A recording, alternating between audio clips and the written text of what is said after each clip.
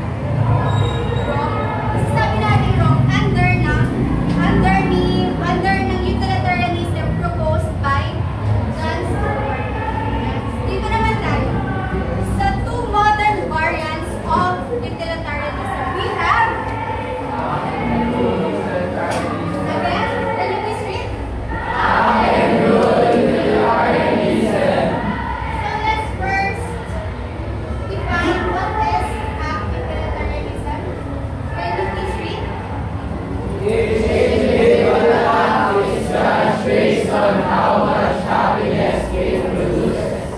So sabi dito, each individual act is judged based on how much happiness it produces.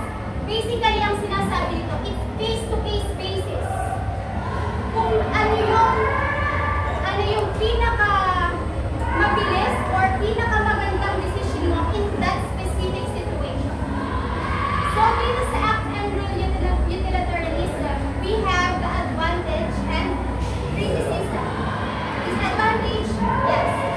So let's look for the advantage of act utilitarianism. Can you please read? Sensitive to specific circumstances How about the criticism? and justify moral acts. Okay. So basahin ko naman sa inyo to. For example, a driver bends the law by speeding to rush an injured person to the hospital. Under act utilitarianism, is that morally right?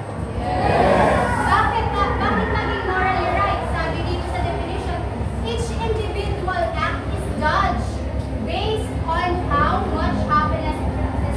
Tingin nyo ba, titikitan ng enforcer itong driver na nag-bend the law to rush an injured person?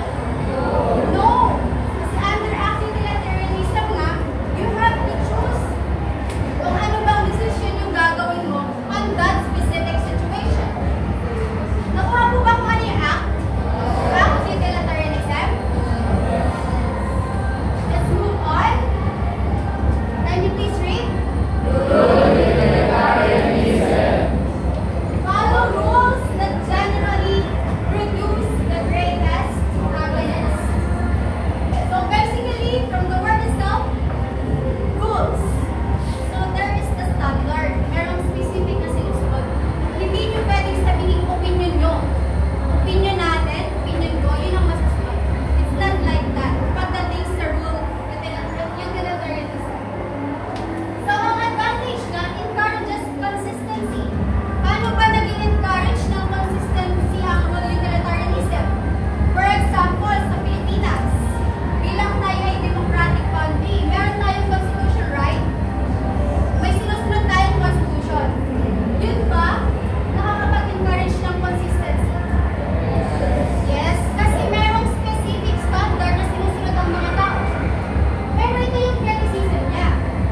Hard to create universal rules for every situation. Kasi in every rule, there is an exception. Diba? Makikita natin kung ano yung loophole ng batas. Nabanggit din dito sa ating rule utilitarianism, foreign political talaga. Maraming loopholes yung batas natin kung makikita natin. Kung babalikan natin kanina, yung bend the law ni Senator Tulfo para sa mga Diskaya, under yung rule utilitarianism, yung sinabi ng bend the law para mag-please yung mga tao, is that morally right? No, why? Dahil may rule, may due process na sinusunod. Kasi paano nga naman malalaman ng mga Diskaya kung magkano yung babalik nila? Kaya may investigation, may standard na sinusunod, may due process para malaman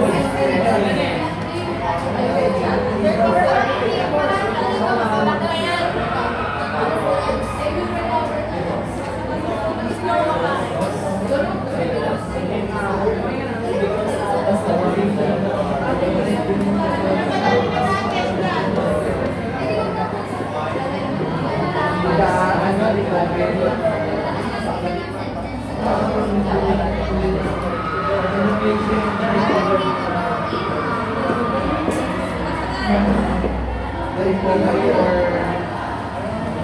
4 minutes.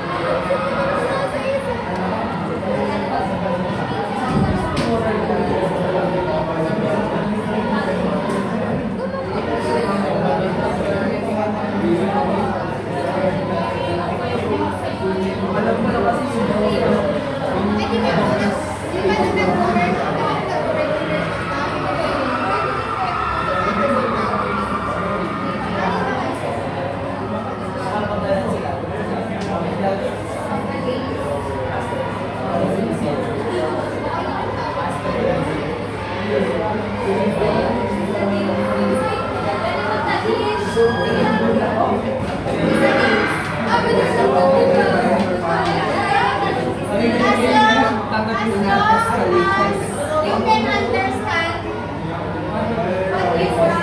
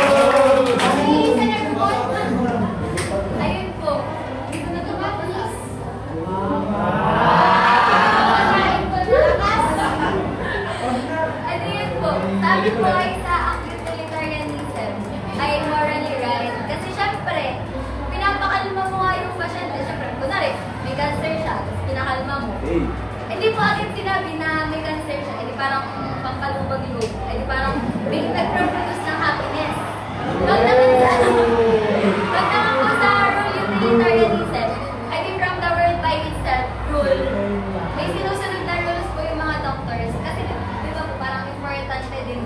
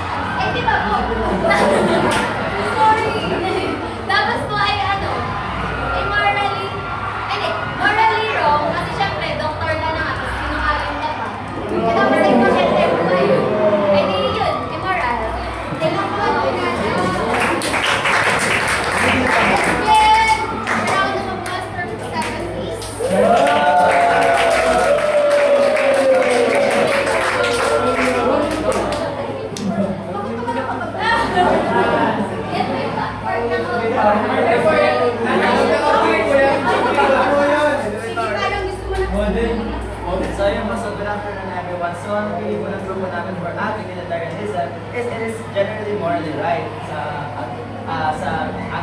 utilitarianism. Why? Kasi una-muna, it gives a sense of security for the patient. Sa part na to is, nabibigay tayo ng comfort sa kanila and it avoids more problem for the patient. Kapag sinabi natin that it's going to be overburdened, parang naisip nila na, oh, alis lang to and it will, hindi sila mag-iisip and yung sakit nila or yung illness nila or what they're going through is it won't worsen. Kaya sa medical terms natin, mayroon tayo tinatawag na placebo effect. At yung unexplained siya sa medical, but somehow, kahit kung pinapaniwalaan ng tao, yun yung nangyayari sa katawan nila. And huli-huli is it gives hope for the patient. No? Ito yung kailangan ng patient natin. They need hope and they need the mental, the spiritual, and the physical strength to survive po. Next naman po is the rule utilitarianism. And the feeling po ng grupo namin is it is morally wrong under the rule utilitarianism. Kasi nga, sabi nga ni Immanuel Kant, lying is generally seen as immoral. Sabi niya po is kahit ano mo mangyari is hindi pa rin sa lying is wrong. As next naman po is, it is under the ethical code of doctors to tell the patient the truth. And kasi nga po, yung mga doctors natin, even before they get their degrees, meron po silang code of conduct na pinapermahan na kailangan is sila mag-work. And hindi na lang yung mga set of rules that they have to follow during your term. Next naman po is, it gives us a false sense of security and a voice is a very good illness as a computer. So kapag naman sinabi natin it's going to be okay, even if it is the opposite, ang nangyayari doon, isipin ng pasyente, okay lang sila, kahit yung sakit nila is lumalala na. Kasi nga, sabi nga rin ng magulang ko, a small discomfort.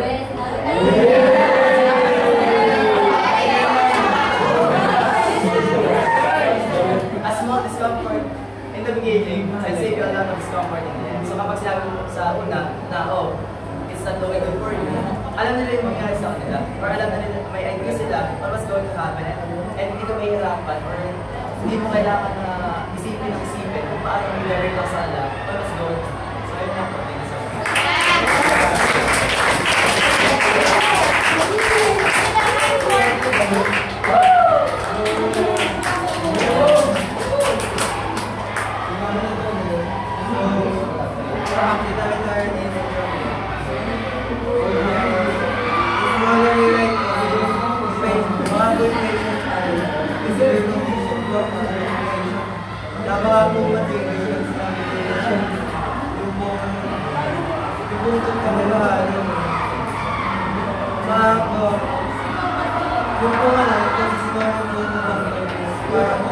Ibibigay po ng sense of hope sa patient. Kaya po, yun po, para po yung patient ko is parang magiging solution. Para po yung patient niya kaya na may hope pa po, baka mabuhay po siya. Hindi po siya mag-problem kung bawal yung mga negative things. Kaya po siya is morally right po. For utilitarianism lang po. Morally wrong po siya. Yung dahil nga po is generally wrong po siya. And yung mga doktor na po is may good rules na yung code of violating po yung routine para magkakas po yung kanyang license. And about sa personal na po sa yung utilitarianism, kahit po yung greater good po is para po wala po yung body. Hindi po siya kasi yung rule nga po is about body. Thank you so much. Next.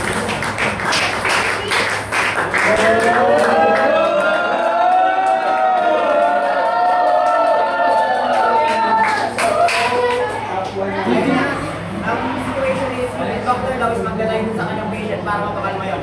Based on utilitarianism, i-prevent ka. It is morally right. Bakit? Yung short-term happiness na makukuha mo doon is mapapakalma ng doctor yung patient, which is a pleasure for him. And also, yung patient natin, magkakaroon siya ng happiness and asayong relief, which is a pleasure. Sa aking utilitarianism, pinapantay natin ang pleasure and pain as equal, at ang bawat pleasure ay hindi higit sa isa pang pleasure, which is equal sila. Habang sa wrong utilitarianism, ni John Stuart Mill, it is morally wrong. Bakit?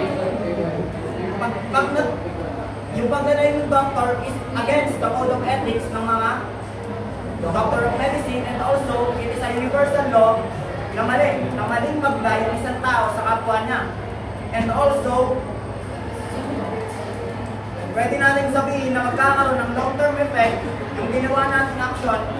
In what way? Magkakaroon ng damage reputation yung doctor at yung hospital, and magkakaroon ng risk yung buhay ng pasyente. Thank you so much.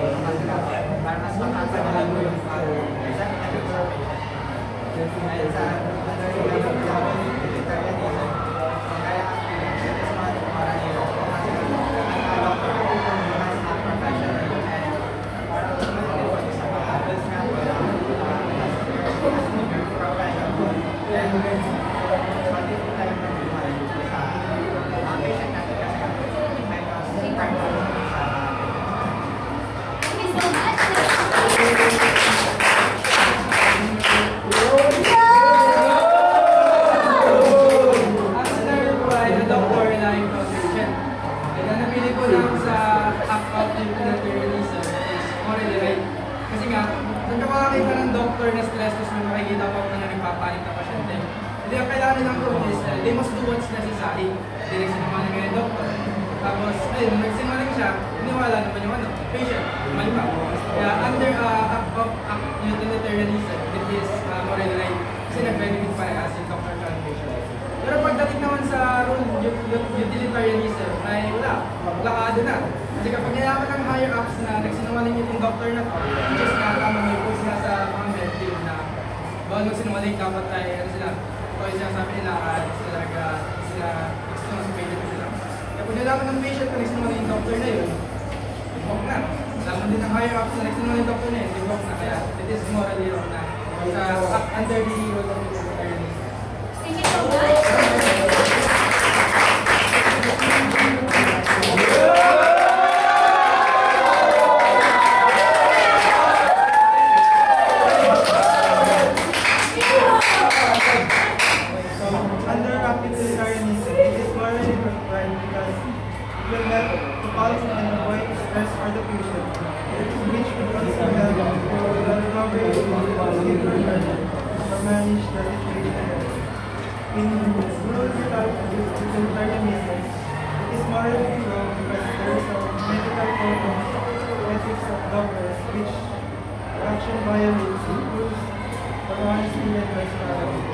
Additionally, it is also morally wrong as it will not lead to moral lapses, as it can lead to harm to the victim, doctors, lecturers, as a break the trust of the patient.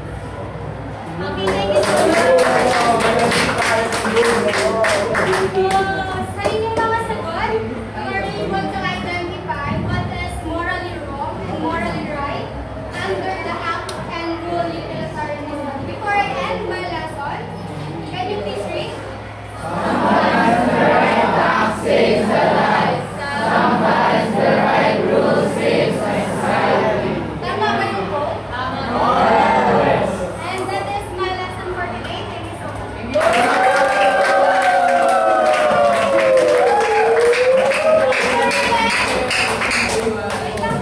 Before I end, I have prepared a simple appreciation for everyone.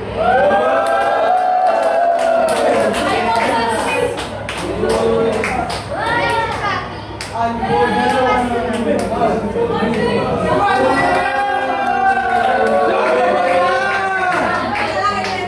Lucky Charm, may basbas ng 40, dagdag hit kayo.